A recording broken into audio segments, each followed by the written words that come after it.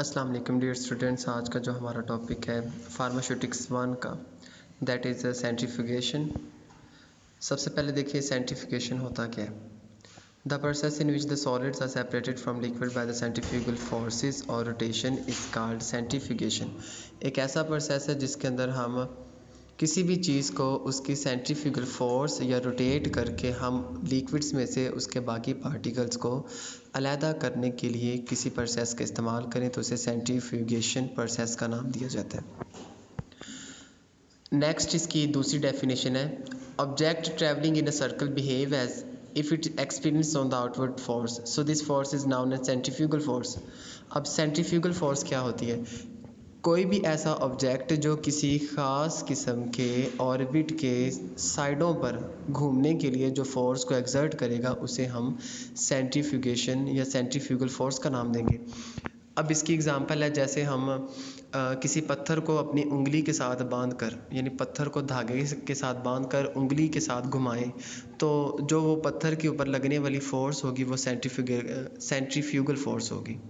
I hope you understand. Juicer machine की मिसाल ले लेते हैं। जैसे जूसर मशीन में मिल्क शेक या हम जूस वगैरह बनाते हैं, इसी किस्म की एक मशीन होती है दूध वालों के पास।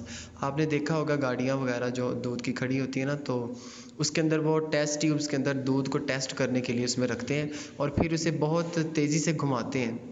उस मशीन को सेंट्रीफ्यूगल मशीन कहा जाता है और उसके अंदर दूध के अंदर कितनी फ़ैट या फ़ैट्स की मिकदार को टेस्ट करने के लिए इस्तेमाल किया जाता है। Application of centrifugation in the pharmacy. Centrifugations की फार्मेसी के अंदर क्या खसूसियात है, क्या एप्लीकेशंस हैं, डेली लाइफ में इनके क्या इस्तेमाल होते हैं। Centrifuge is also used to separate the component of blood in blood banks. Blood banks के अंदर ब्लड के कंपोनेंट्स को अलहदा करने के लिए इस्तेमाल करते हैं। इसके अलावा फ़ैट्स को दूध के अंदर से चिकनाई वगैरह को कम करने के लिए, निकालने के लिए या फिर उसकी फ़ैट को चेक करने के लिए हम इस टेस्ट का इस्तेमाल करते हैं, यानी इस मशीन का या इस प्रोसेस का इस्तेमाल करते हैं। इसके अलावा वाइन की स्टेबलाइजेशन या फिर क्लैरिफिकेशन, शराब की स्टेबलाइजेशन और क्लैरिफाई कर सकें कि वो सही है कि ख़राब है एक्सेट्रा, इस किस्म के टेस्ट को भी सेंट्रीफ्यूगेशन ही करते हैं।